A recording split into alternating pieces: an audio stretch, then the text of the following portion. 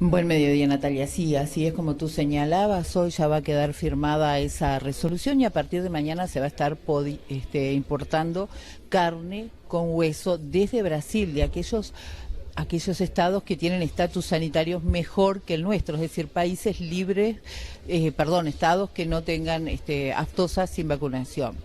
Pero para dar más detalles, nos encontramos con el subsecretario Ignacio Bufa, a quien ya recibimos. Buen mediodía, Bufa. Bueno, ¿qué importancia tiene esta resolución adoptada en esta jornada? Bueno, es buen día para toda la audiencia. Realmente es una noticia relevante para lo que es el país y el sector ganadero en particular.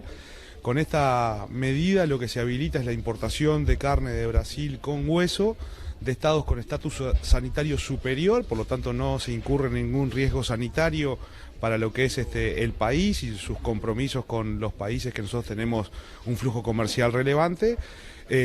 Cabe acotar de que acá, además de habilitar esta importación, se habilitan más actores. O sea, hoy había una restricción por parte de las empresas exportadoras para poder importar y poder comercializar a la interna del país esta carne con hueso, y eso me parece que es también relevante.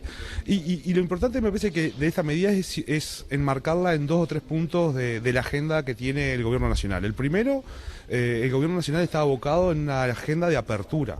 Y cuando hablamos de apertura es para que nos compren, pero también para que ingrese mercaderías de otro lado. En este sentido, estamos permitiendo la entrada de carne con hueso de Brasil, un país productor ganadero de los más importantes del mundo, en donde su valor de exportación está a $2.700 la tonelada, los precios con hueso, mientras que Uruguay, un país exportador neto, el valor de exportación que tiene Uruguay de estos mismos cortes son $4.500 por tonelada. Esto no quiere decir de que Brasil exporte o sea, que pueda llegar a la mitad de precio estos tipos de cortes, porque hay que agregarle todos los costos para poderlos poner acá en el país. Entonces, creo que se inscribe dentro de ese marco de apertura.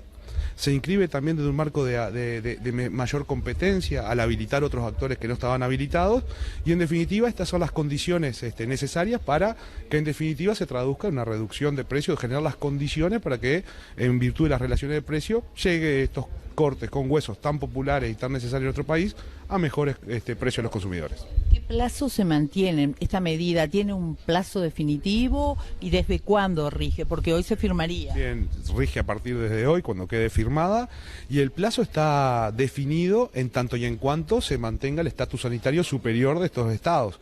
Lo que define la importación y el plazo para importar es el estatus sanitario que tiene. Mientras se mantenga un estatus sanitario superior al que tiene Uruguay, esta medida se va a mantener. Bufa, ha sido muy amable. Gracias a ustedes y siempre las órdenes. Bueno, y ahí teníamos entonces lo que era la palabra del subsecretario. Debemos indicar a su vez que el ministro de Ganadería, Fernando Matos, decía también que probablemente uno de los cortes en los que mayormente se piense es en el asado. Es un corte con hueso, uno de los mayores requeridos en nuestro país, y no así en esas regiones de Brasil. Pero si les parece, Natalia, Nicolás, vamos a escuchar lo que eran las expresiones del secretario de Estado al respecto.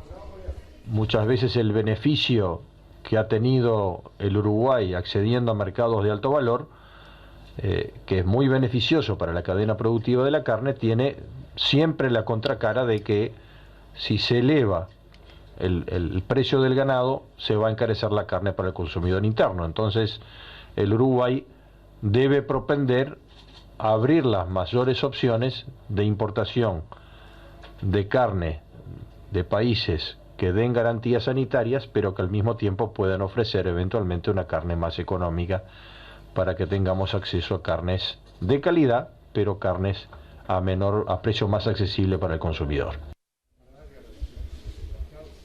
Y bueno, a modo de cierre, digamos, entonces hay 2 resoluciones. Por un lado, se habilita la importación de carne con hueso desde Brasil, y por otro lado, se amplía la cantidad de importadores, es decir, se amplía el número de aquellos que van a poder importar la carne con hueso a nuestro país. Y bueno, como decían las autoridades, todo hace prever que se va a disminuir el costo, el precio de la carne con hueso en nuestro país a partir de esta habilitación.